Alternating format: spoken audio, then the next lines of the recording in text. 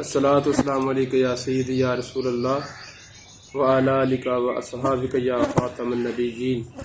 الصلاۃ والسلام علیک یا سیدی یا رسول اللہ وعلی آلک و اصحابک یا شفیع المذنبین۔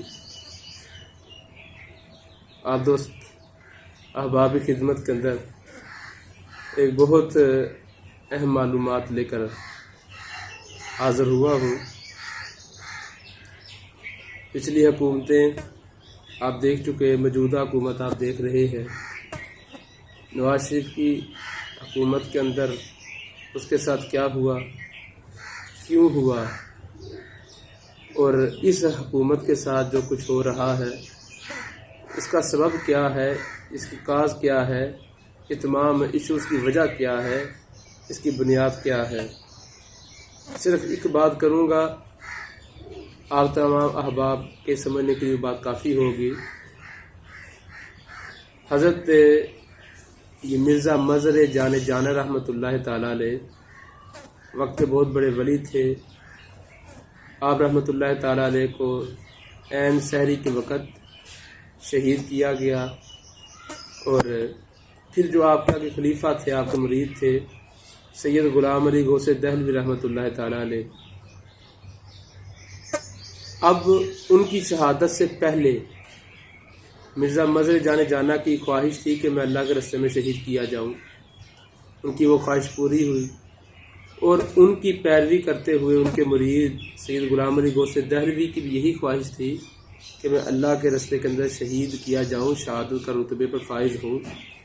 لیکن جس وقت مرزا مظہر جانا رحمۃ اللہ کی شہادت ہوئی تو اس کے بعد انہوں نے وہ خواہش چھوڑ دی۔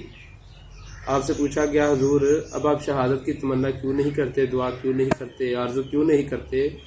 تو آپ نے فرمایا کیونکہ میرے مرشد کی شہادت کی وجہ سے، کیونکہ ان کو ناحق قتل کیا گیا، اس کی وجہ سے اس بستی پر، اس علاقے پر، اس شہر میں 3 سال قحط پڑا ہے۔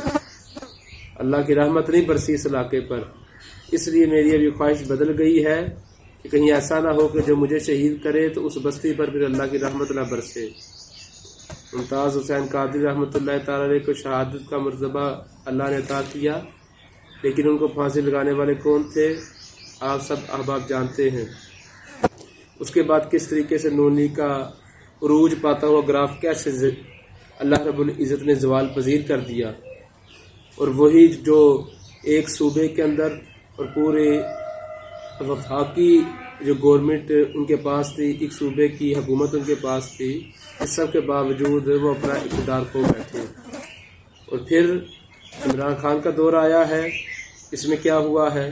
پچھلے رمضان کے اندر تحریک لبیک پاکستان کے کارکنان کو شہید کیا گیا، سینکڑوں کارکنان کو شہید کیا گیا، ہزاروں کے حساب سے جو کارکنان زخمی ہوئے، اور وہ بربریت کی جو ہولی کھیلی گئی سحری کے لمحات کے اندر، افطاری کے لمحات کے اندر، اور پھر علامہ خادم حسین رضوی رحمۃ اللہ علیہ کو 6 ماہ قید ہوئی اس گورنمنٹ کے اندر، ان کے لخت جگر کو پھر 8 ماہ کا جو عرصہ انہوں نے جیل میں کاٹا ہے۔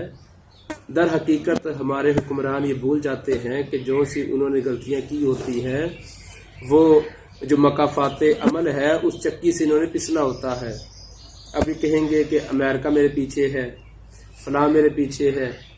قرآن تو ہمیں ازل سے کہہ رہا ہے یہود و نصارہ آپ کے دوست نہیں ہو سکتے، وہ تو آپ کے دوست ہیں ہی نہیں، تو اس لیے وہ شکوہ تو بنتا ہی نہیں۔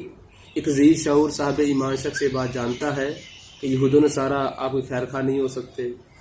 اور پھر یہ بات یاد رکھیں، نصیرالدین شاہ صاحب رحمۃ اللہ تعالی یہ بات فرما گئے تھے کہ امریکہ یہ چاہتا ہے کہ آپ کے نبی کی توہین کی جائے تو آپ سڑکوں پہ نہ نکلیں، آپ احتجاج نہ کریں، امریکہ یہ چاہتا ہے۔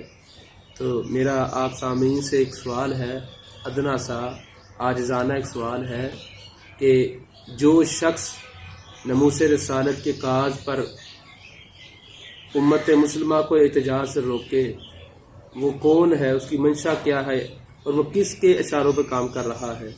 آسیہ ملونہ رہا کی گئی، وہ جو ملک سے خصوصی طیارے کے ذریعے رہا کی گئی، اس کے اوپر جب تحریک لبیک کے کارکنان ان کی پارٹی نے احتجاج کیا ملک گیر، تو اس وقت آپ کے موجودہ جو آپ کے پی ایم ہیں انہوں نے بات کہی تھی کہ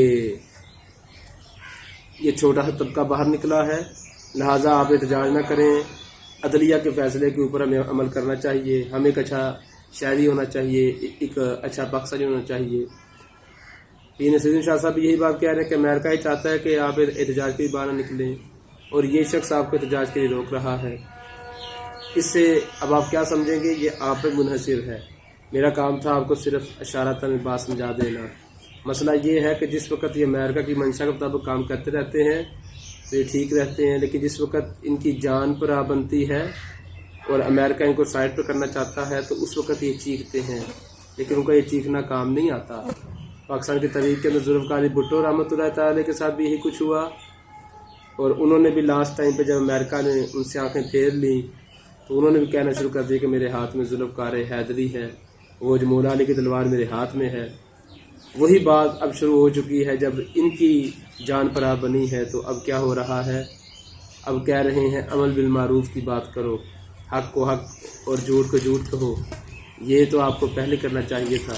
لہٰذا 72 سالہ تحریک کے اندر کسی بھی سیاستدان نے سابقہ جو سیاستدان ہے اس کی زندگی سے سبق حاصل نہیں کیا، اور سیانے کہتے ہیں کہ سیانہ وہی ہے جو دوسروں کی مصیبت کو دیکھ کر سبق حاصل کرے، نصیحت حاصل کرے، نہ کہ وہ اپنے اوپر امپلیمنٹ کرتا رہے اور زندگی جب اس کی ختم ہو جائے تو اس کے ہاتھ کچھ بھی نہ ہو۔ اللہ پاک اس ملک کو سلامت رکھے، اور تعصب قیامت جو اللہ پاک اس کو قیامت دائم رہے۔ انشاءاللہ یہ قائم رہے گا، اور یہ قائم رہنے کے لیے بنا ہے۔ پاکستان زندہ باد، ISI زندہ باد، پاک فوج زندہ باد، اسلام زندہ باد، تاجدار ختم نبوت زندہ باد۔